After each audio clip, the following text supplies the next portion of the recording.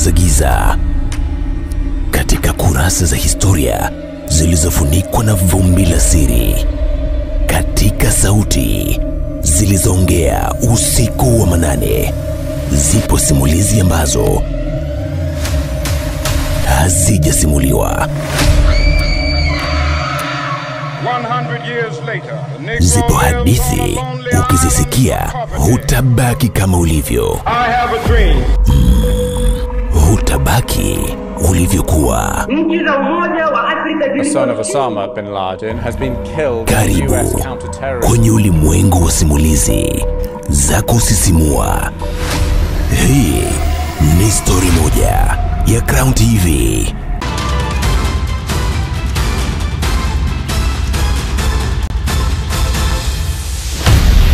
Kama inavyofahamika dhahiri kuwa ni vigumu kwa mwanga wa mshumaa kudumu kati ya upepo wa kimbunga unaoangusha magorofa, vivyo hivyo ni vigumu hata kwa nzi mwenye nia ovu kumsogelea kiongozi wa Korea Kaskazini, Kim Jong-un.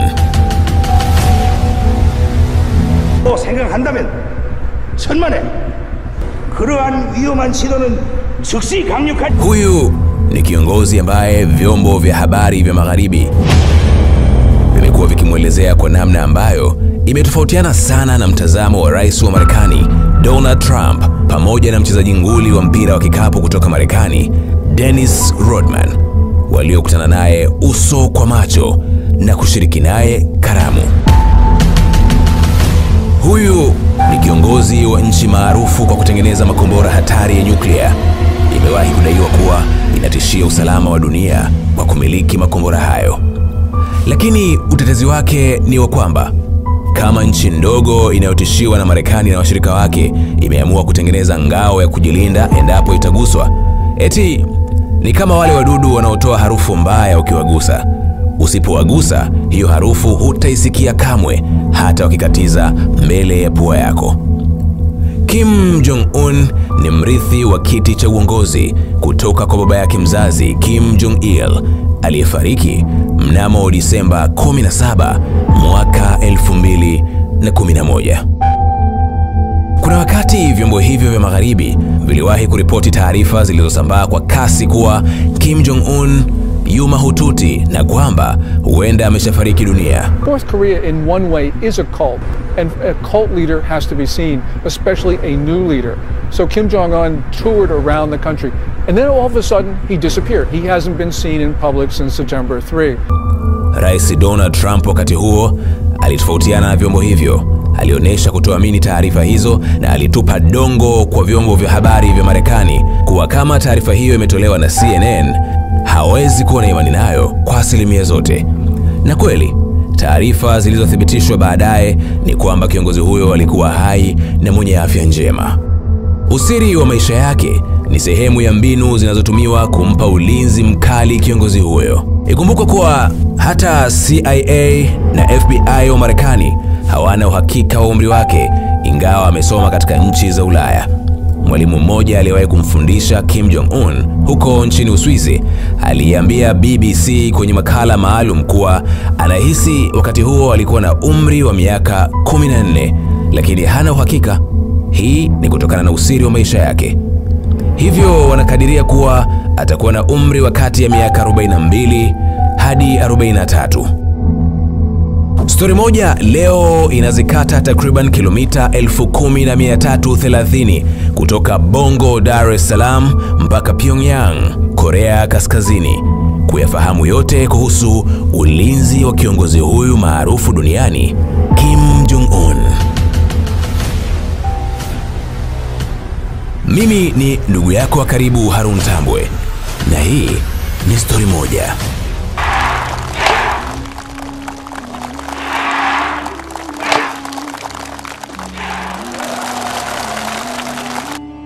Moja kati ya mambo yanayomtofautisha na viongozi wengi ni mtindo wa ulinzi wa kipekee. Kwanza ni ulinzi wake 12 ambao ulizunguka gari lake na kukimbia nalo wakati wote, wakihakikisha hakuna kinachoisogelea gari ya kiongozi wao. Walinzi hao ambao walionekana pia kwenye mikutano miwili ya awali kati ya Kim Jong-un na rais wa Marekani Donald Trump nchini Singapore na Hanoi, Vietnam, huvalia suti nyeusi na tai. Unaweza kujichanganya na ukadhani waheshimiwa wabunge, kumbe ni makomando hatari wa Kim Jong-un. Michael Marden, mkurugenzi wa taasisi rasmi inayofanya ufuatiliaji wa uongozi wa Korea Kaskazini, North Korea Leadership Watch, na mmoja kati ya wachambuzi wa masuala ya ulinzi wa viongozi pamoja na vyanzo vingine anuai, wameuchambua uwezo wa walinzi hao na jinsi wanavyochaguliwa kati ya watu milioni 28.5 wanaoiunda Jamhuri ya Watu wa Korea Kaskazini.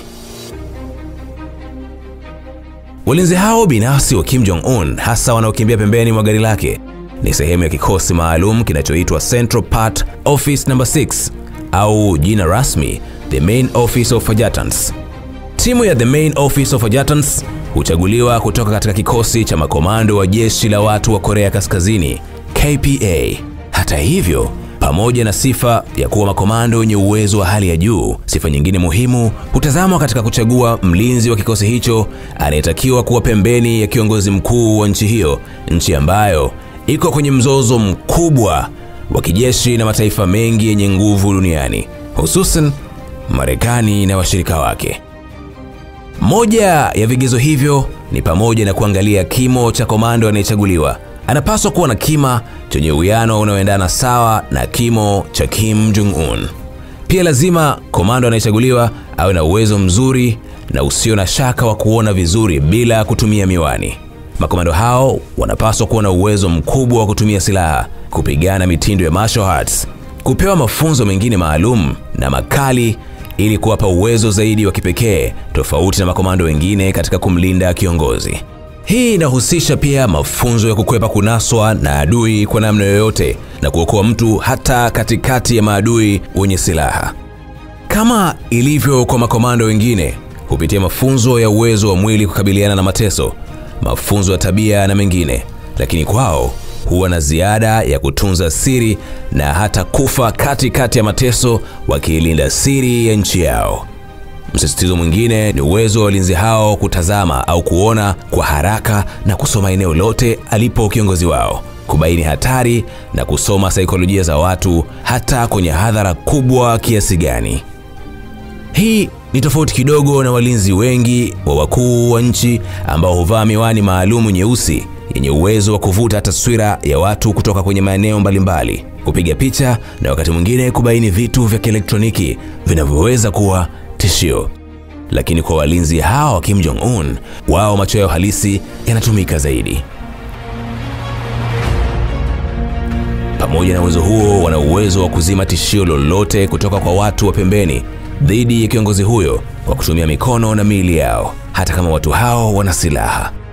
Kati ya walinzi hao wanaokimbia wakitengeneza mzunguko kwenye gari, lazima awepo kiongozi mkuu wa kikosi hicho kutoka katika ofisi yao kuu kuhakikisha kila kitu kinaenda sawa, akiongoza na kuratibu kwa kushiriki moja kwa moja. Hivyo naye ni komando wa makomando mwenye mafunzo ya ziada anayefanya kazi kama maafisa wengine. Ili kuhakikisha wanaaminika, walinzi hawa hufanyiwa uchambuzi wa hali ya juu wa familia zao na uzao wao, kwa kuangalia angalau vizazi viwili nyuma. Hii hufanyika kwa maafisa wengi hata nchi nyingine, kwa lugha ya kigeni huitwa vetting, lakini inadaiwa kuwa kwa Korea Kaskazini wengi katika ofisi kuu ya ulinzi wake ni watu wenye uhusiano na familia ya Kim, au ni watu wa karibu wa familia za watu wenye nafasi za juu serikalini wanaoaminika. Ofisi kuu ya ulinzi wa kiongozi huyo, Office of Adjutants, inaaminika kuwa na wafanyakazi kati ya 200 hadi 300 tu, na zaidi ya nusu ya wafanyakazi hao ni makomando ambao ni walinzi wake binafsi. Wengine ni madereva na wafanyakazi wengine kazi yao kuu ni kumlinda Kim Jong-un pekee. Kazi ya kuangalia usalama wa eneo alilopo, chakula anachokula au vitu wanavyotumia ni kazi ya kikosi kingine hatari kinachoitwa The Guard Command au the GC. Nimeona ni vyema nikueleze japo kwa ufupi sana kuhusu kikosi hiki cha The Guard Command au GC. ili upate picha ya tofauti ya kikosi cha walinzi wake wanaomwangalia yeye moja kwa moja, na hiki ambacho kazi yake kubwa ni kuangalia maeneo aliyopo na vitu anavyotumia. Kama umewahi kusikia, inaelezwa kuwa kinyesi, mate au jasho la Kim Jong-un hulindwa kwa gharama yoyote, basi hiki ndicho kikosi chenye kazi hiyo. The Guard Command inahakikisha hakuna kitu chochote kinachodhuru kitakachomfikia kiongozi wao, na pia hakuna kitakachotoka kwenye mwili wake kitakachoanguka mikononi mwa adui au asiyehusika. Si unajua tena teknolojia ya DNA ikipata chochote kinachotoka kwenye mwili wako inaweza kuleta mengi sana kuhusu wewe. Huwezi kupata hata unywele mmoja ulioanguka kwa bahati mbaya wa Kim Jong-un. Kuna watu wako kazini kuulinda saa 24 siku zote 7 za wiki. Kikosi hiki cha the GC uhakikisha usalama wa eneo la ofisi yake, nyumbani kwake au maeneo yote yanayotembelea, iwe ni ndani au nje ya nchi hiyo. Kikosi hiki pia kimeundwa na makomando ambao wamepitia mtindo ule ule, kufanyiwa tathmini, kuhakikiwa na hatimaye kupatiwa mafunzo makali ya kimwili, kisaikolojia na kitaalamu kama wale makomando wa the Main Office of Adjutants. Mfano mzuri kwa wale waliofuatilia safari ya Kim Jong-un nchini Singapore, zilishuka ndege 3 kutoka Pyongyang, mji mkuu wa Korea Kaskazini, kumsindikiza kiongozi wao. 2 kati ya hizo zilikuwa zimewabeba maafisa wa kikosi cha ulinzi kutoka CG. Kikosi hiki chenye wanaume na wanawake ndio waliokuwa wakihakikisha usalama wa simu aliyokuwa akitumia Kim Jong-un na kumpa msaada wa ulinzi wa kimtandao kwenye kompyuta yake. Waliweka ulinzi mkali katika eneo la hoteli ya St. Regis ambapo Kim Jong-un alifikia. Kadhalika, walihakikisha kila alichokula, kuvuta au kunywa nchini Singapore wanakipima kwanza kuhakikisha ni salama. Kikosi hiki kilikuwa na madaktari 2 wabobezi mbali na madaktari wake binafsi. Kwa ujumla, makomando kutoka GC hutengeneza mzunguko wa pili baada ya makomando wake 12 wanaomlinda. Ingawa mzunguko huu huwa hauonekani kwa haraka, pia wakiwa nchini Korea Kaskazini huunda mzunguko wa 3 ambao unakuwa karibu na watu waliojipanga katika maeneo anayopita kiongozi huyo.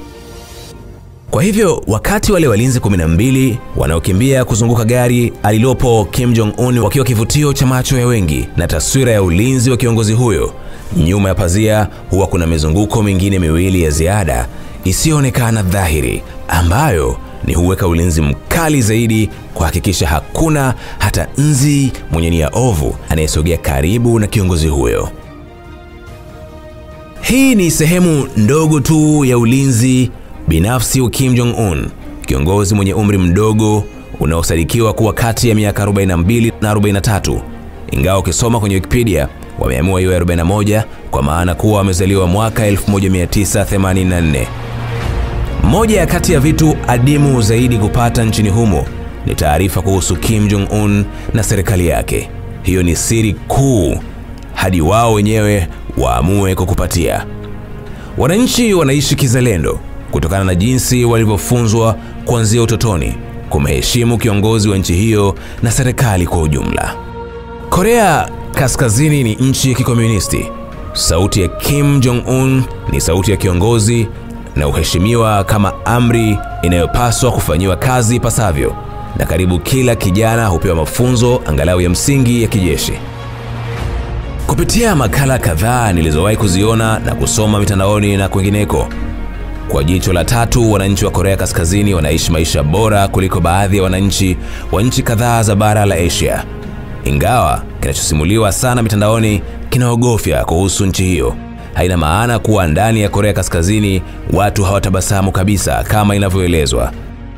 Rais wa Marekani Donald Trump, ambaye awali aliwahi kukaririwa akimuita Kim Jong-un kuwa ni mwehu na kumpa majina ya dharau kama mtu mdogo anayemiliki makombora, baada ya kukutana naye na kufanya mazungumzo alibadili mawazo yake. Trump alisema amegundua Kim ana akili kubwa, anajua kufanya makubaliano kwa ajili ya nchi yake. Pia Trump alisema Korea Kaskazini inaweza kuwa kati ya nchi zenye uchumi mkubwa duniani endapo itaondolewa vikwazo. Kim Jong-un ameliongoza taifa hilo kuwa na silaha za hatari na ulinzi wa ajabu.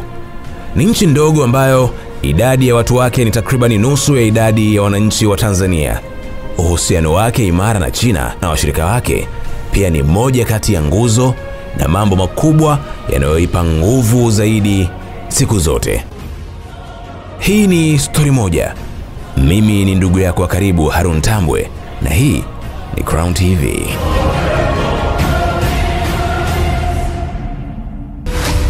Hii ni Story Moja ya Crown TV. Ngoma inogile. Usikose kuangalia Story Moja kila siku ya Jumatano saa 2 kamili usiku, na marudio ni kila siku ya Alhamis saa 6:30 mchana na Jumamosi saa 8 kamili mchana hapa Crown TV.